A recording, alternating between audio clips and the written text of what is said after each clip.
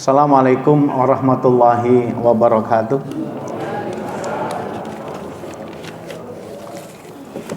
Alhamdulillah alladzi an'ama alaina wa hadana ala dinil Islam. Asyhadu an la ilaha illallah wa asyhadu anna Muhammadan abduhu wa rasuluhu la nabiyya ba'dah. Allahumma salli wa sallim ala nabiyyina Muhammadin wa ala alihi wa sahbihi wa man tabi'ahum bi ihsan ila yaumil qiyamah. Amma ba'du, ayyuhal ikhwah rahimakumullah, ittaqullaha haqqa tuqatih wa la tamutunna illa wa antum muslimun. Jamaah salat maghrib yang insyaallah malam ini rahmat Allah masih tercurah kepada kita bersama. Semoga nikmat dan hidayah Allah pun selalu tercurah kepada kita bersama, dan kita mampu untuk mengaplikasikan rahmat, nikmat, dan karunia Allah ini dengan sebaik-baiknya. Mari tadabbur malam ini kita awali bersama-sama dengan membaca basmalah. Bismillahirrahmanirrahim. Bapak Ibu yang berbahagia, ada jamaah kita yang malam ini tidak hadir karena kalau tidak salah pamitnya itu untuk operasi katarak. Semoga yang operasi katarak Ibunda Budi, semoga operasinya lancar dan kembali penglihatannya oleh Allah diberikan penglihatan yang terang benderang. Amin ya rabbal alamin. Bapak Ibu yang berbahagia,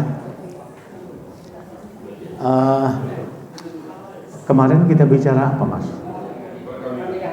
Pernikahan ya? Oh ya. Kita komparasikan dengan hukum positif ya.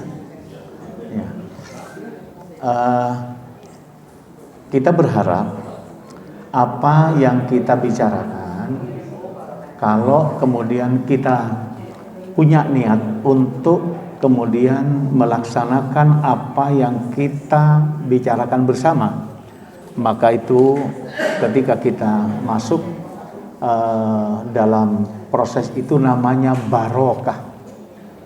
Jadi ketika Bapak Ibu di tempat ini, kemudian apa yang kita tadabburi, kemudian kita pulang ke rumah, kemudian ada kesesuaian hati ini, maka itu namanya barokah. Barokah itu artinya adalah ziyadatul khair.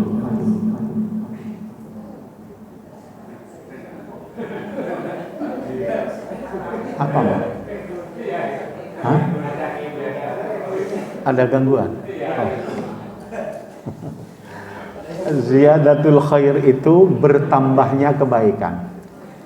Barokah itu artinya bertambahnya kebaikan. Tetapi barokah itu kemudian ada yang menyebutnya berkat. Berkat itu yang Bapak hadapi sekarang, nanti kalau dibungkus bawa pulang itu namanya berkat. Ya, itu bahasa Sanskertanya berkat. Itu sebenarnya berasal dari kata barokah, bertambahnya kebaikan. Jadi Bapak datang tidak ada teh, tetapi datang dalam majelis ilmu dapat teh, terus kemudian dapat jajan, itu namanya berkat, bertambahnya kebaikan. Jadi tidak salah juga ya orang Madura bilang berkat itu. Nah, Bapak Ibu yang dimuliakan Allah, kita bicara kenapa Rasulullah SAW itu menyebutnya, kenapa masjid itu harus makmur. Sekali lagi, kenapa masjid itu harus makmur? Kalau sudah Rasul yang menyatakan itu, wajib enggak untuk kita laksanakan? Wajib. Ada apa kira-kira? Long di rumah juga bisa ibadah, kenapa kok kemudian masjid itu wajib makmur? Kan begitu kan ya?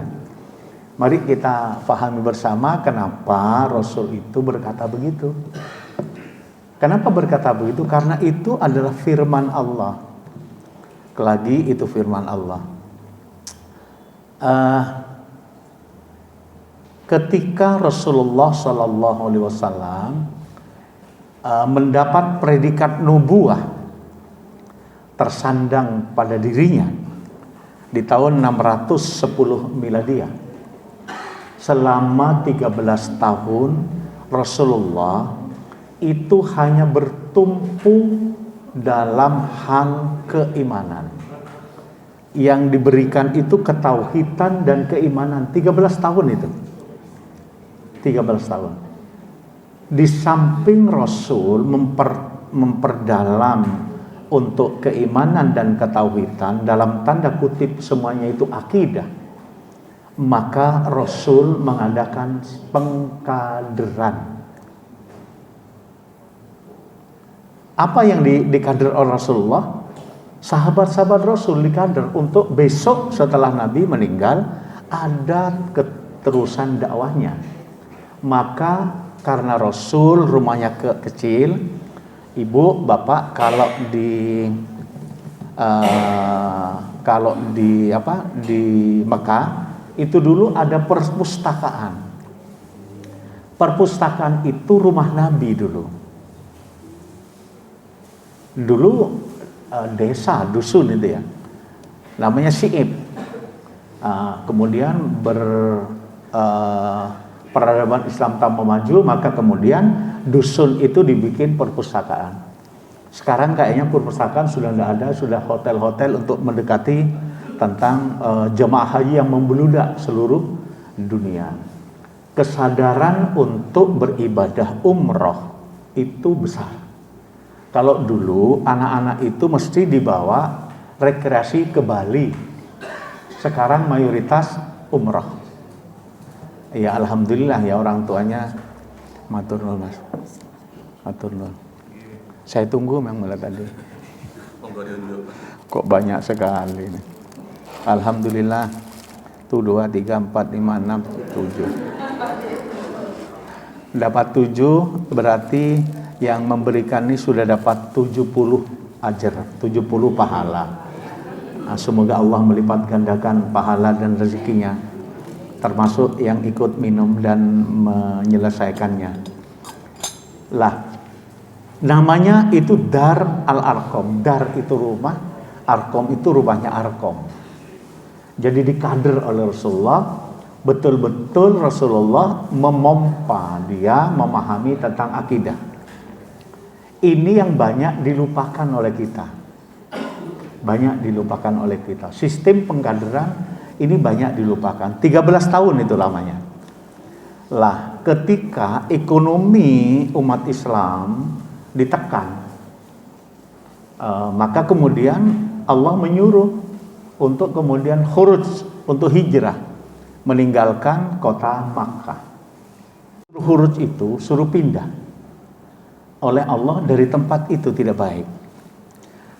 Maka kemudian Nabi pindah, diawali dari berbagai macam sahabatnya.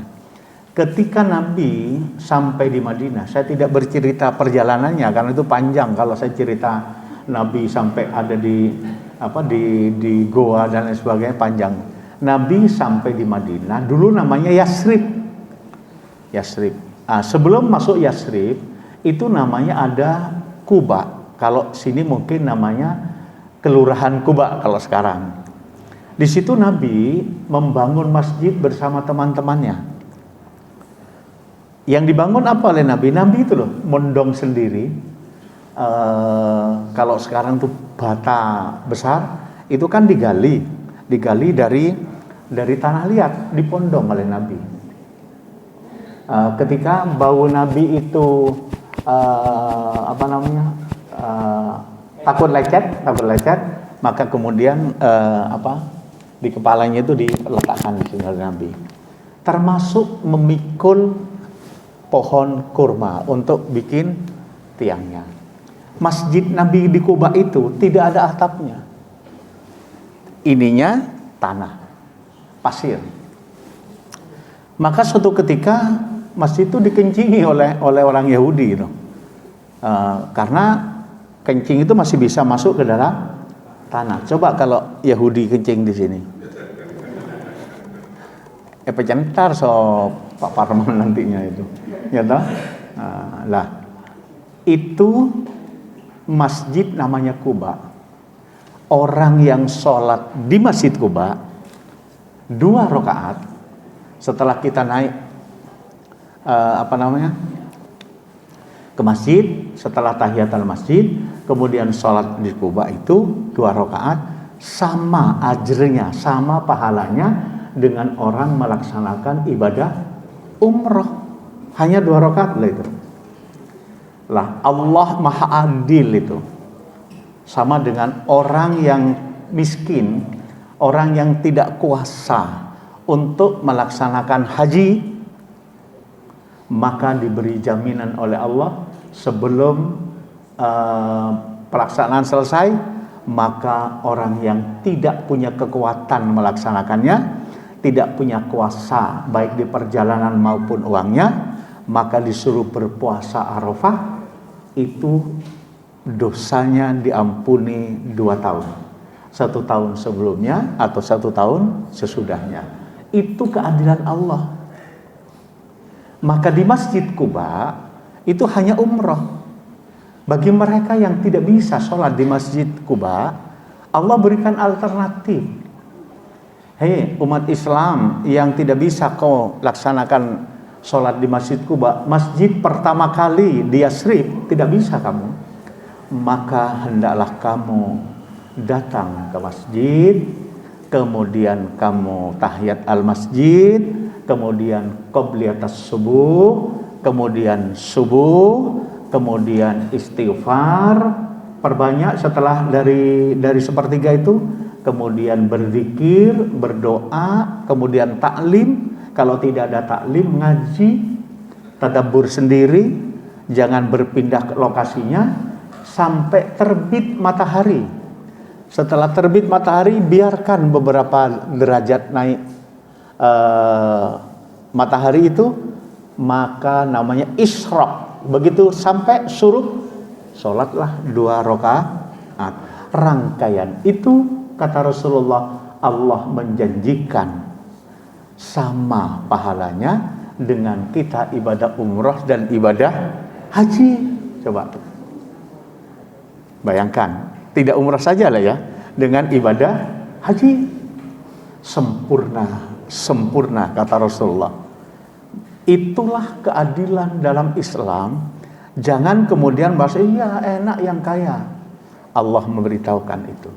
Yang ketiga, ketika orang yang kaya diberi kemampuan oleh Allah untuk ibadah haji atau ibadah umrah, mereka kemudian bisa sujud antara rumah Nabi dan mimbar Nabi, namanya Raudhah. Pintu langit dibuka oleh Allah, mereka yang ikhlas berdoa di Raudhah, silakan. Tetapi bagi mereka yang tidak kuasa ke sana, Allah beri tempat namanya majlis ilm seperti ini. Ini namanya Raudhatul Jannah fil ard. Ini Raudhah, berdoalah. Di samping Bapak Ibu mendengarkan cara berdoa hatinya, yang Ibu mintakan apa? Ini dibuka langitnya oleh Allah Subhanahu wa taala. Jangan kemudian hanya mendengarkan tok tapi tidak ada anasir doa. Doa itu permohonan kepada Allah. Ini tempatnya. Lah, itulah mekanisme Islam yang kadangkala orang itu hanya mengejar, saya bisa di Raudhah nanti. Raudhah yang ini ditinggalkan. Sama dengan begini lagi. Kita mencari orang yang menurut kita itu tokoh. Kita cium, pak, sampai bolak-balik sampai 100. Orang tuanya loh nggak dicium. Ibunya yang melahirkan nggak dicium. Malah kadang-kadang kalau salah dipukuli. Banyak kan cerita itu di situ Bondo, sampai seorang polisi turun, berapa hutang ibumu? Aku bayar. Pangkatku aku pertaruhkan. Aku tidak nuntut ibumu. Polisi, tidak semua polisi jelek, masih ada yang baik. Bapak Ibu, saya memberikan ilustrasi ini dulu agar kita itu kemudian mudah melangkahkan dalam ibadah itu. Maka kenapa Rasul mengatakan masjid ini adalah rumah orang-orang bertakwa? Masjid ini disebut adalah baitun kullat muttaqin. Ini rumahnya orang bertakwa. Cuma kita, saya, dan teman-teman itu belum bisa, bukan tidak bisa ya, belum bisa menjadikan masjid ini menjadi baitun kullan taqi. Setiap orang takwa ini rumahnya, belum bisa kita. Saya yang diberi amanah sebagai ketua belum bisa. Kenapa saya katakan belum bisa? Saya malu sebenarnya, ada masjid di Surabaya itu namanya di Jalan Tepiting. Anak-anak muda di bawah 35 tahun. Begitu ada musafir, dia diperkenankan untuk tidur 3 hari 3 malam. Diberi makan, diberi minum, dilayani 3 hari. Tidak pernah ditutup masjid itu. Diberi sangu mereka. Di Surabaya. Silakan Ibu datang Jalan Kepiting 111. Boleh makan seenaknya, sholat jamaah terus, ngaji bebas, dengarkan ceramah bebas, 3 hari 3 malam. Bawa keluarganya, bebas itu. Kita belum. Karena memang masyarakatnya tidak sama. Masyarakatnya tidak sama. Semoga kita bisa memakmurkan seperti itu. Lah, kenapa kok kemudian Rasul menyampaikan itu? Karena Masjid Quba yang Rasul kerjakan itu adalah tempat bersujud kepada Allah dan tempat menimba ilmu. Jadi fungsi masjid bersujud seperti tadi. Yang kedua, menimba ilmu seperti ini. Yang ketiga, mempersatukan umat. Ini yang kita masih belum untuk masjid ini jadikan mempersatukan umat. Lah, kemudian pekerjaan Rasul setelah membuat camp yang kemudian menjadi masjid itu, Rasulullah kemudian mempersatukan umat itu dan merebut pasar. Tolong Bapak Ibu, merebut pasar dalam jangka 7-8 tahun Jazirah Arab sudah dikuasai oleh umat Islam pasarnya. Kita